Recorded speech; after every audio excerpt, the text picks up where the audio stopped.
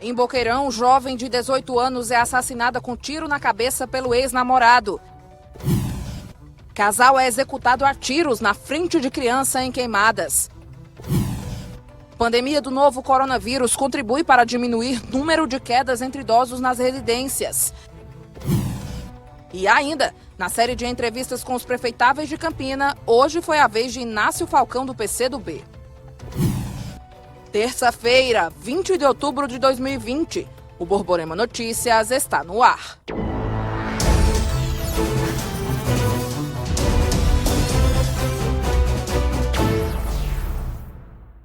Olá, boa noite. A gente abre o Borborema Notícias destacando que o município de Boqueirão continua perplexo e triste com o assassinato de uma garota na noite de ontem. Inconformado com o fim do relacionamento, um jovem de apenas 22 anos matou a ex-namorada de 18 anos com um tiro na cabeça. Depois do crime, ele acabou sendo atropelado pelo atual namorado da garota. O feminicídio ocorreu ontem à noite na zona urbana de Boqueirão, no Cariri.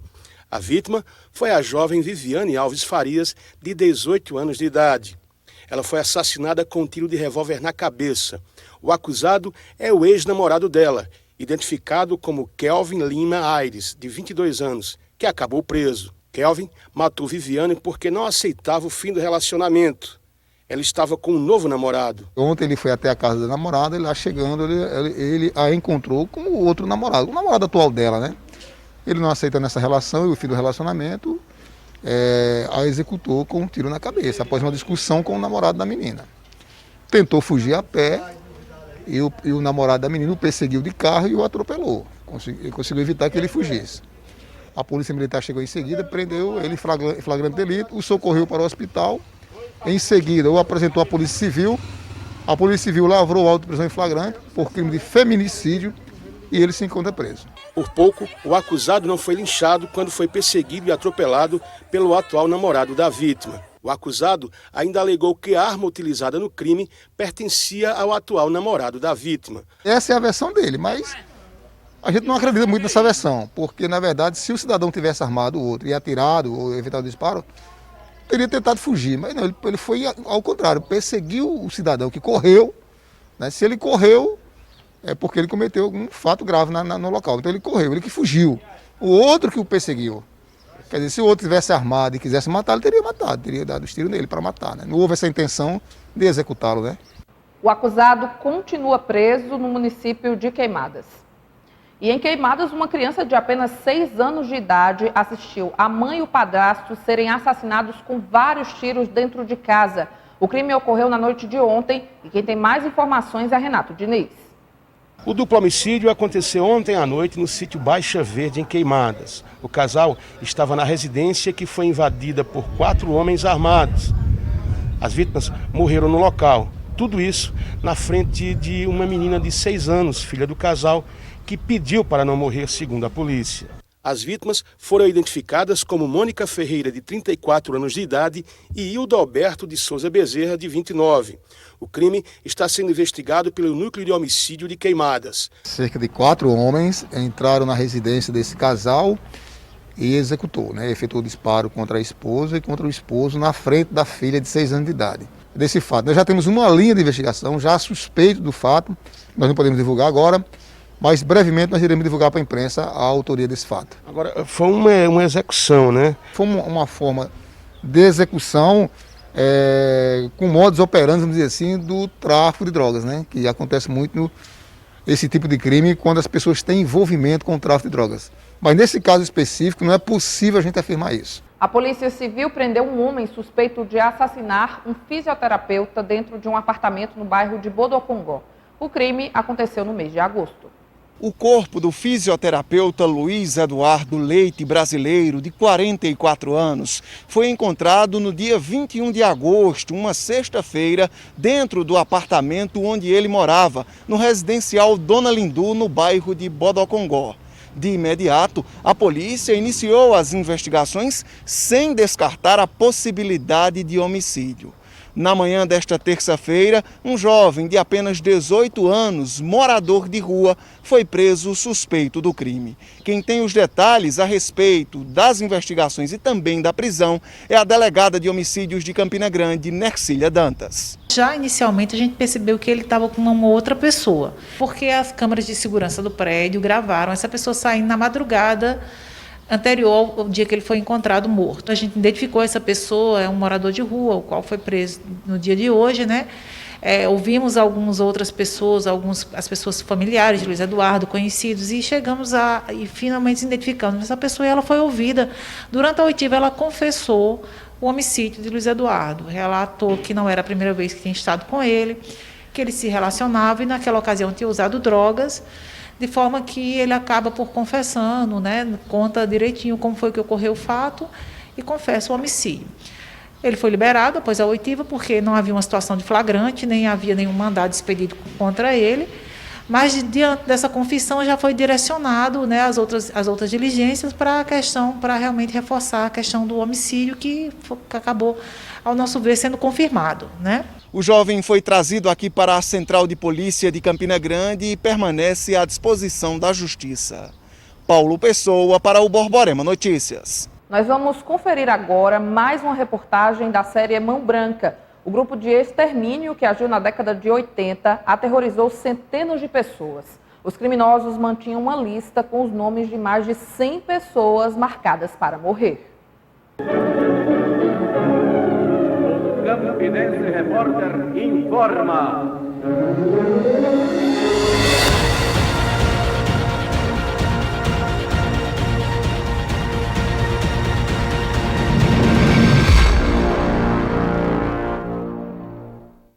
Hoje são escombros, mas antes, neste local, ao lado do 2º Batalhão da Polícia Militar, existiu o prédio da Central de Polícia de Campina Grande.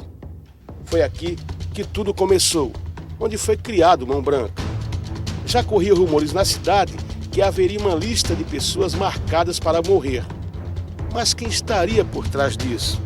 No final de março de 1980, o Diário da Borborema recebeu uma carta contendo 115 nomes.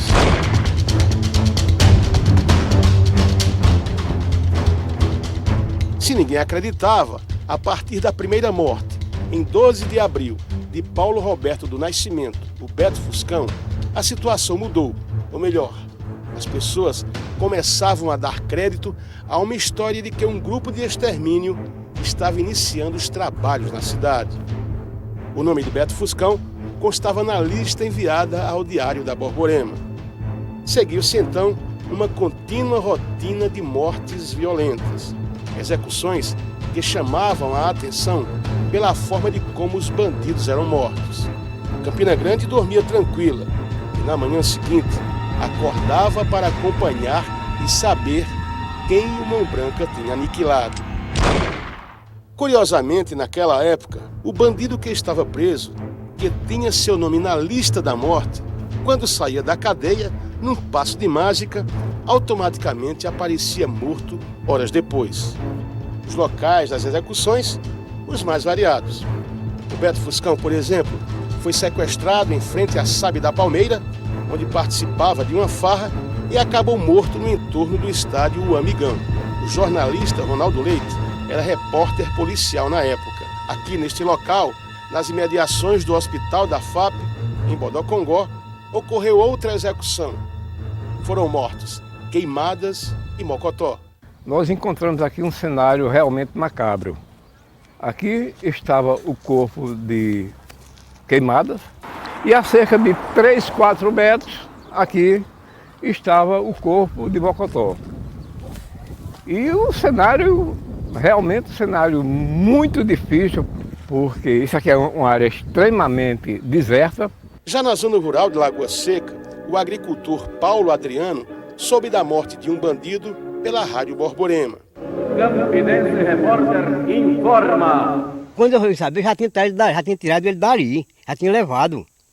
Aí eu em casa, aí escutando na rádio, né? Na Rádio Borborema, na parte da cidade. O Campinense Repórter voltará a informar.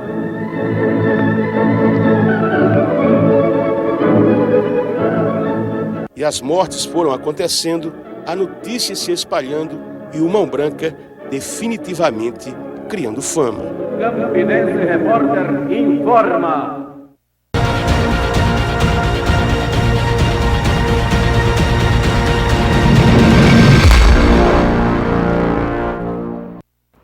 No próximo bloco, você vai conferir como evitar acidentes domésticos com idosos. E ainda, na rodada de entrevistas com os prefeitáveis, candidato Inácio Falcão é o segundo a conversar com os telespectadores da TV Borborema.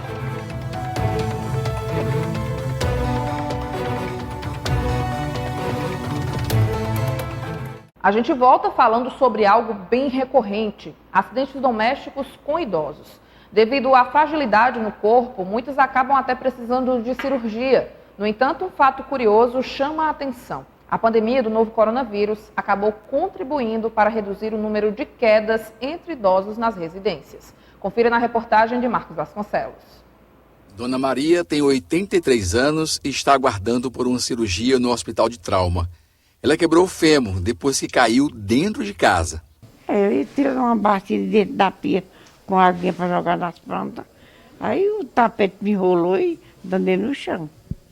Segundo o diretor do hospital de trauma, casos de quedas são frequentes e os idosos normalmente precisam passar por cirurgia. Os riscos são altos, principalmente se você tiver, por exemplo, uma fratura de colo de fêmur. Esse paciente ele fica acamado e se ele tiver uma fratura do fêmur propriamente dita, ele pode perder até 1 litro ou 1,5 litro de sangue. Esse paciente pode chocar, né, o que nós chamamos, né? E ele tem que vir com urgência para o hospital para que seja operado de pronto aviso e ser feito concentrado de hemácia, né, para ele. Para o idoso, uma casa é praticamente um campo minado. Um tapete, uma cadeira, a cama, tudo isso somando a fragilidade do corpo é risco. Algumas dicas podem ajudar a evitar acidentes domésticos. Tem que se colocar essas barras na área do vaso, mais ou menos na altura de 80 centímetros. Lembrando que ele segue as normas da ABNT, tem que colocar na região posterior, na região lateral, que sirva de apoio para o idoso. Esse tipo de assento mais elevado é importantíssimo também, porque evita que o idoso ele faça a flexão completa do quadril e evita que ele caia também, né? Às vezes a falta de força, quando ele vai descer ou subir, faz com que ele caia. Esses tapetezinhos também são importantíssimos que se tenha. Vende em lojas importadas, é baratinho, tem que ter em várias áreas da casa, na área do banho, principalmente tem que ter esse tipo de tapete para evitar queda. Nas outras áreas, cozinha e outras áreas comuns da casa, pode-se usar esse tipo de antiderrapante. Só de janeiro a setembro deste ano, mais de 8.600 pessoas vítimas de quedas foram atendidas aqui no Hospital de Trauma de Campina Grande. 65% delas quedas da própria altura. Curiosamente, o número é inferior ao ano passado. Em 2019, foram 7.648 casos de quedas da própria altura atendidos no Hospital de Trauma. 2.015 a mais que no mesmo período deste ano. A explicação é simples. Com a pandemia, as pessoas ficaram mais em casa e deram mais atenção aos idosos. E isso é fundamental. Melhor de tudo, o amor da família, né? O idoso tem que ter essa participação, tem que ter esse amor, esse afeto da família, esse aconchego. Porque se ele não tem, ele não consegue ter uma qualidade de vida boa também.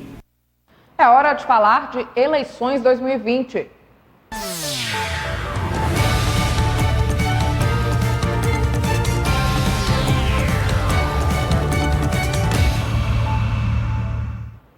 A TV Borborema deu continuidade à rodada de entrevistas com os candidatos a prefeito de Campina Grande dentro do programa Hora do Povo. Inácio Falcão, do PCdoB, foi o entrevistado desta terça-feira. Após a entrevista, ele fez uma avaliação do espaço cedido pela emissora. Eu acho que todas as emissoras deveriam fazer isso, tendo como exemplo a TV Borborema, ser o quanto é importante a gente poder levar para toda a sociedade, levar para todas as casas de Campina Grande e da Paraíba, onde chega a sintonia e a imagem da TV Borborema, perguntas da população, perguntas sorteadas, enfim, eu tenho uma avaliação muito positiva, fiquei muito feliz e satisfeito pela TV Borborema promover, com todos os candidatos a prefeito de Campina Grande, essa modalidade de entrevista. Amanhã o entrevistado será o candidato do PSOL, Olímpio Rocha. A gente destaca agora a agenda de compromissos dos candidatos a prefeito de Campina Grande para a noite de hoje. Bruno Cunha Lima, do PSD, se reúne com um grupo de médicos. Inácio Falcão, do PCdoB, participa de reuniões nos bairros Malvinas e Jardim Paulistano.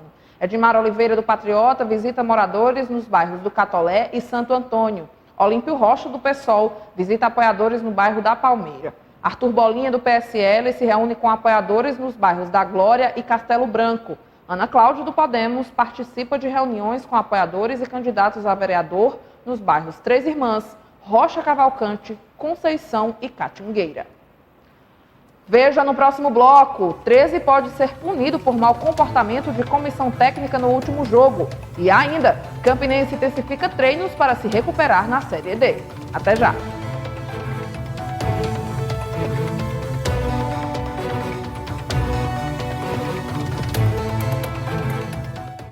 A gente volta falando de futebol e vamos começar pela Série C do Brasileirão. Tem 13 se preparando para pegar o Paysandu no próximo sábado às 5 da tarde no Amigão. Para essa partida, o time ainda não vai ter o volante Vinícius Barba, que recebeu o 3º cartão amarelo e vai cumprir suspensão.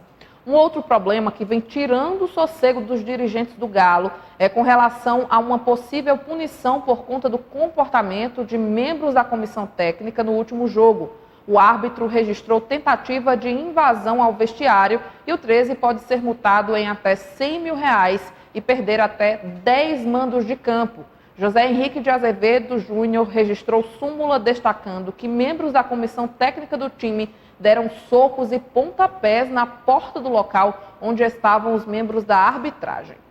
Pela Série D, o Campinense vem intensificando os treinos, buscando se recuperar na competição. O zagueiro Rômulo, em conversa com a imprensa, disse que a equipe precisa se policiar e ver onde tem que melhorar para conseguir a vitória dentro de campo.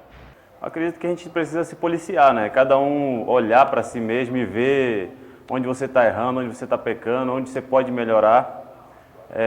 Onde você está bem, você pode melhorar também. Então, acredito nisso, entendeu? Que não está faltando dedicação. Acho que entrega isso aí a gente está tendo, sabe? Mas a gente está pecando em algumas partes do campo ali de finalizar, de terminar uma jogada. Então, a gente sabe da importância que é esse jogo dentro de casa. E bem mais por isso, né? Para a gente não ficar distante de quem está ali na frente. Então a gente sabe a importância do jogo, a gente está concentrado e procurando descansar ao máximo, até porque é uma partida atrás da outra, às vezes não dá tempo de recuperar, mas todo mundo sabe da importância e do quanto a gente tem que vencer dentro de casa, né? Da importância. Então acredito que a gente vai estar focado e pensando no resultado positivo. O Borborema Notícias fica por aqui. A gente volta a se encontrar amanhã, aqui na TV Borborema, sempre a primeira. Você fica agora com o SBT Brasil. Muito obrigada pela sua companhia e boa noite.